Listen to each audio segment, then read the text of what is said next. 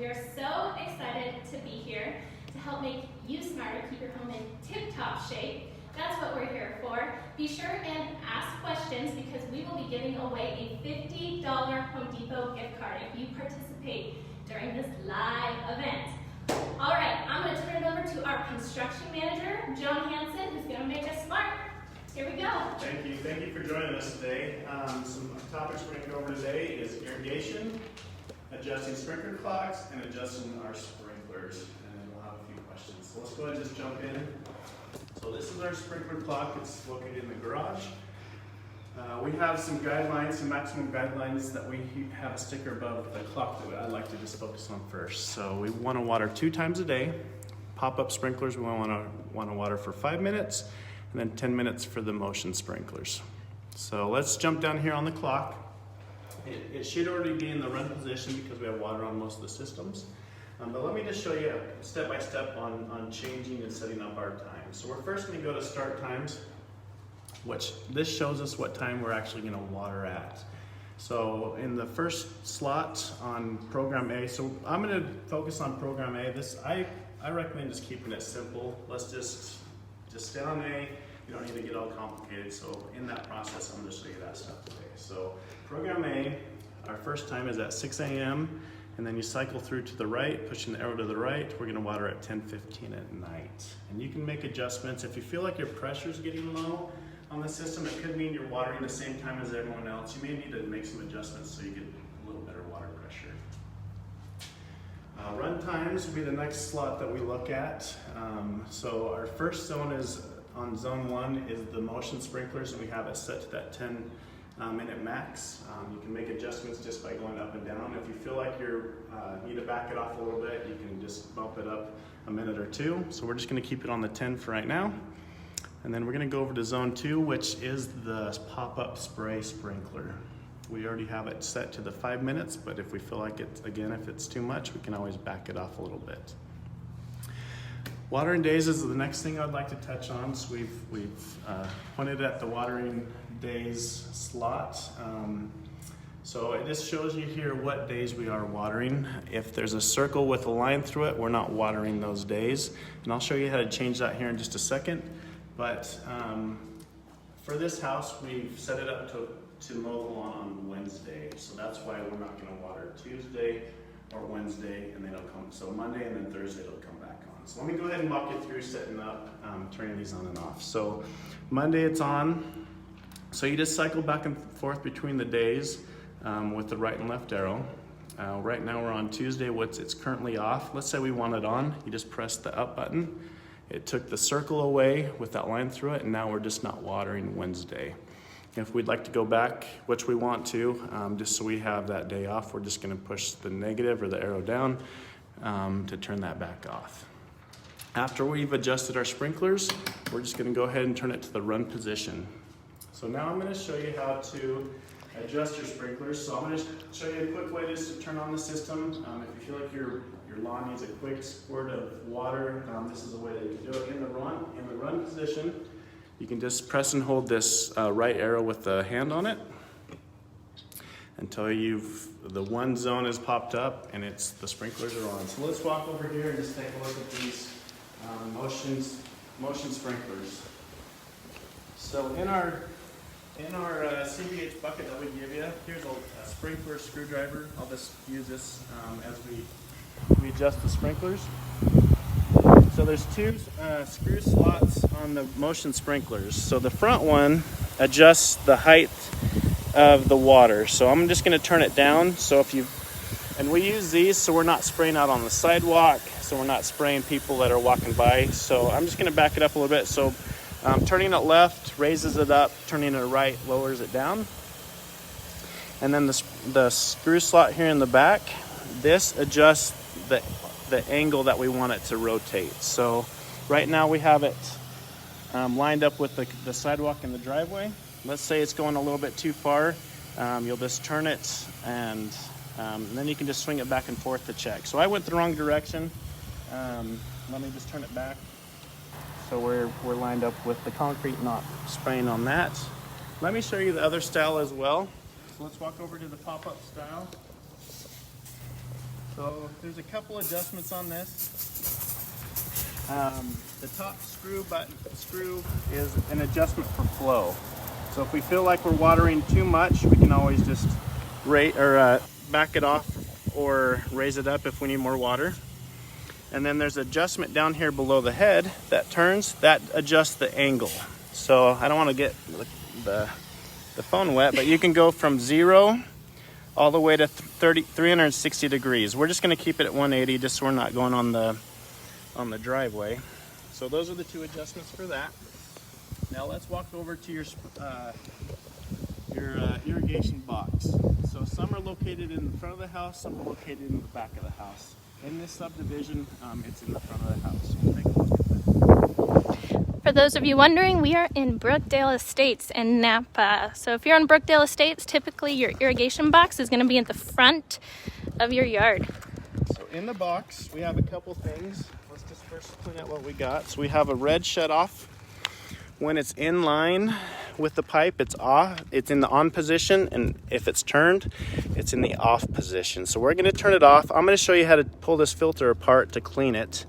So if you feel like your pressure on your irrigation system is low, one thing we talked about was adjusting your times on your sprinklers. It also could mean that you have a filter that's plugged up or has some debris in there. So I'll show you how to clean that as well. So along with the shutoff in the box, there's a spigot with the water in the off position.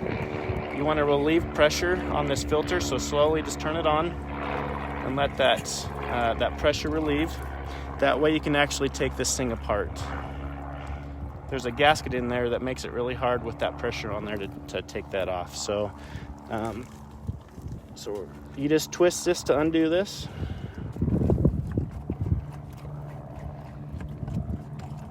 So it is a metal filter, it's reusable, so it pops out. This one does have a little bit of debris in there, some moss and stuff from those canals, seeds, whatever comes down those canals is gonna come through your filter and hopefully stop it so it doesn't get plugged up on the sprinklers. So I'm not gonna be able to wash it out right here. I'll just kind of rub some of this off. I just wanted to show you how to take it apart.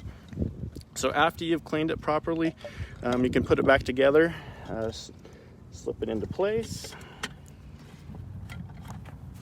and then hand tighten it. You don't want to over tighten this thing. It could be really hard to get off down the road if you use pliers on it. So hand tighten it well.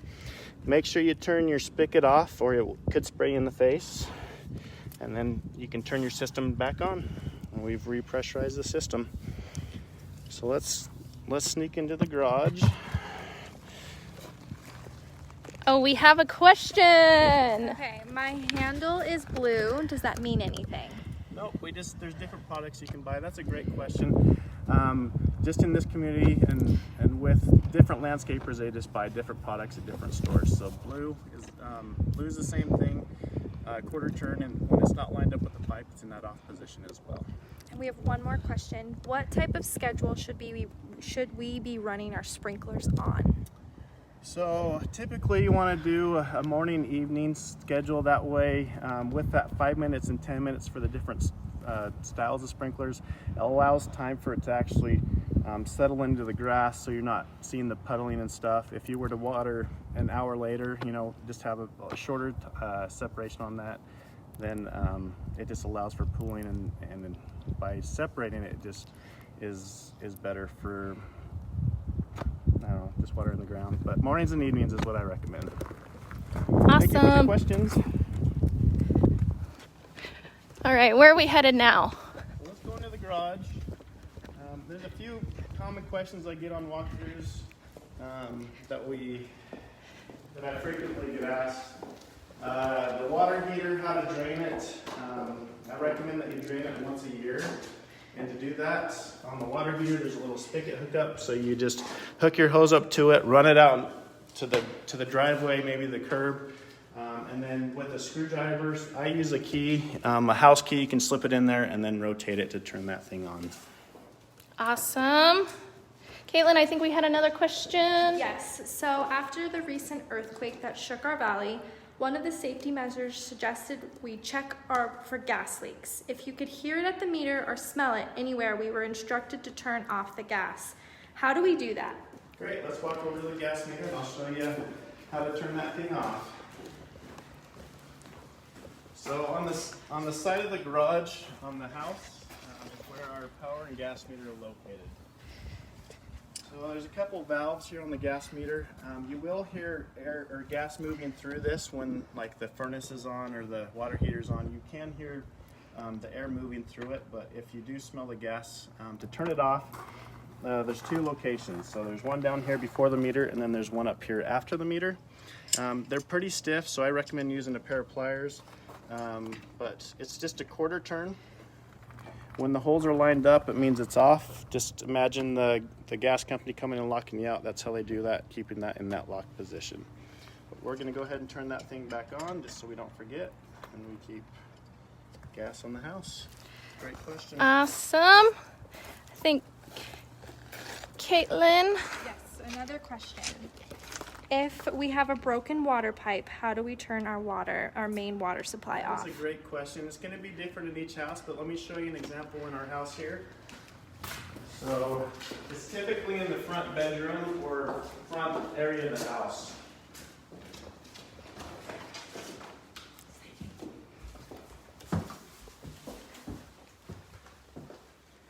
So we're in the Harrison right now. We're going to go to the front bedroom. In the closet, there's a crawl access.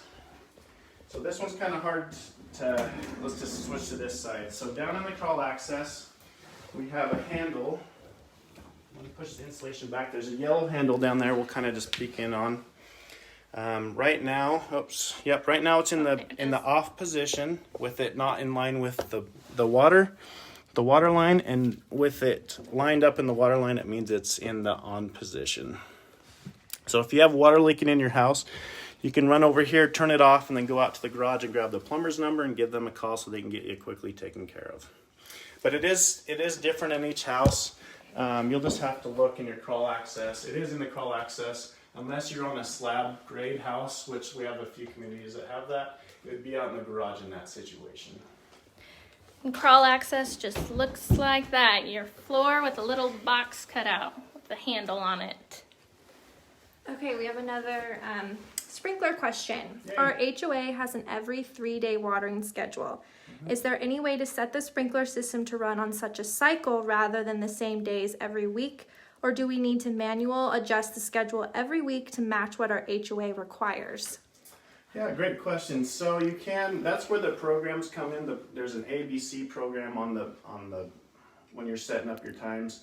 You can cycle through and adjust and have different days where you turn off and turn on, and have different zones maybe come on. Maybe you have some flowers up on a drip system that you have installed. Yeah, that's a place that you can do that. So great question. Thank you for asking. Awesome. Oh, there's a question. Should we water right through fall even if it gets really cold?